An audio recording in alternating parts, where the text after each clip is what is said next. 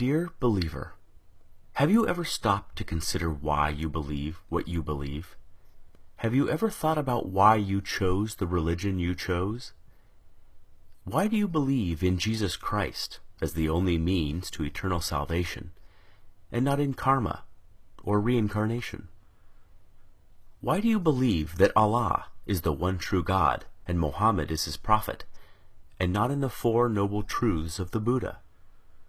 Why do you hold to the Torah as the only revealed Word of God, and not the Bhagavad Gita?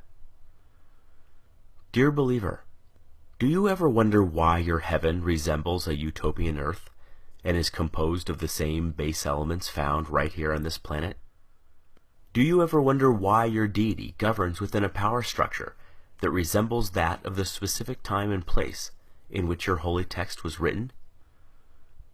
Do you ever wonder why your God looks just like you, or the animals with whom you share the planet? Dear believer, is the faith you practice the dominant one within your culture? Do you not find it at least a little suspicious that the overwhelming majority of all religious believers adopt the religion of the society into which they were born, yet remain convinced they've lucked out or been divinely admitted into the one true faith? Does it not make you at least somewhat apprehensive that almost every person of faith chooses belief not because of its virtues, supporting evidence, moral codes, or expression of worship, but rather because it was what they were born into? Why, out of the abundance of faith choices available, does almost every believer on the planet choose the faith that's within arm's reach? Are you a Christian because you were born in America or Europe? A Muslim because you were born in Saudi Arabia or Indonesia? A Buddhist because you were born in Japan or China? A Hindu because you were born in India? Can it be that faith is, in almost every case, just an accident of geography? Do you sincerely believe that had you been born in another country, you'd undoubtedly still be practicing the same faith you now embrace? Dear believer, is the faith you practice that of your parents and their parents before them? Is it the first to which you were exposed? Did you know that nearly all religious devotees end up believing what they were taught to believe by their parents? Why is it that we scoff at the idea of labeling a young person a Republican child, or a Marxist child, or a Keynesian child, understanding he or she lacks the intellectual discrimination, life experience, and wisdom to make such a complicated and nuanced decision, but we do not raise so much as an eyebrow when a youngster is referred to as a Christian child, surely a choice no less complex? Could it be that there's no such thing as a Muslim child, just a child of Muslim parents? Dear believer, you are supremely confident in your faith. You know it is the right one, and all others are wrong. You are literally willing to bet your eternal soul on that very fact. And yet, have you ever stopped to consider that there are 24 major religions and literally thousands of different faiths practiced on this planet? Did you know that within Christianity alone, there are more than 45,000 different denominations, each claiming to understand ultimate truth better than all the others? Do you realize that each member of every faith practiced is just as devout, just as sincere, and their conviction every bit as sure as yours?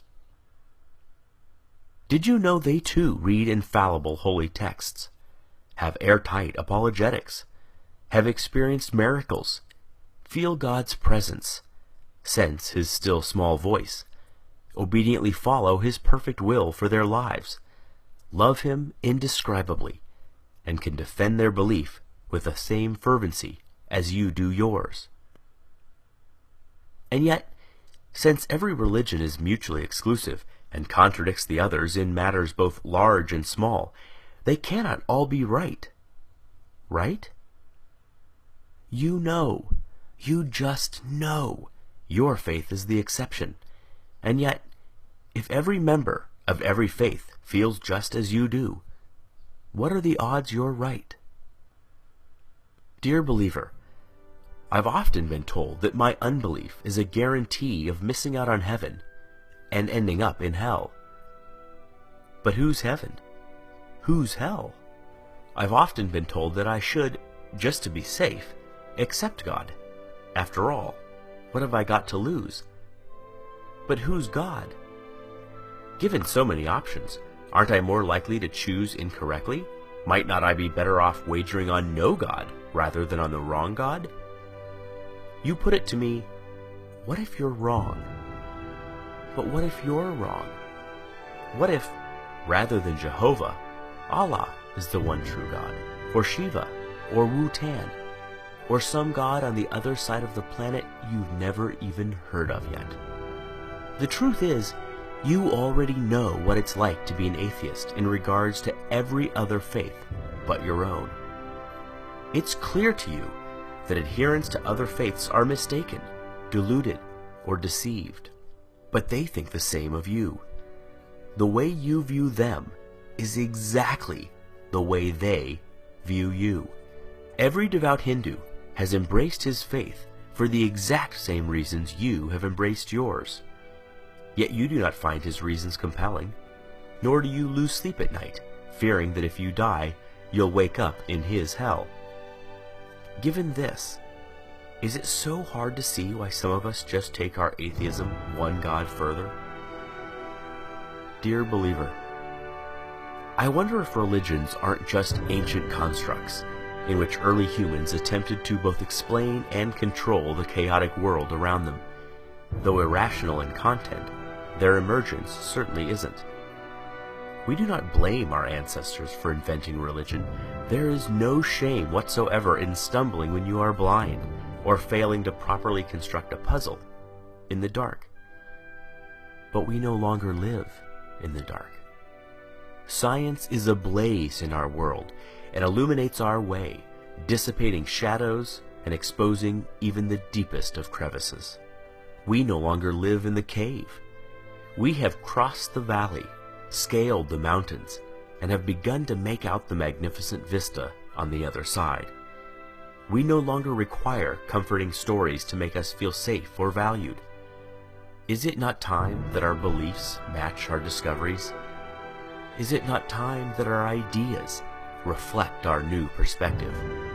There is equal, if not greater awe in reality than there is in fantasy. Perhaps it is time to stop telling ourselves that we are the reason the universe was made, that our culture is somehow better than other cultures, that our tribe was chosen over all other tribes. It is time to learn how the universe really is, even if that deflates our conceits, wounds our pride, humbles our point of view, and forces us to admit that we do not have all the answers. Believer, if you honestly value the truth above all things as you claim, as I truly know you do, you must confront these fundamental questions. Far better, Carl Sagan said, to embrace a hard truth than a reassuring fable.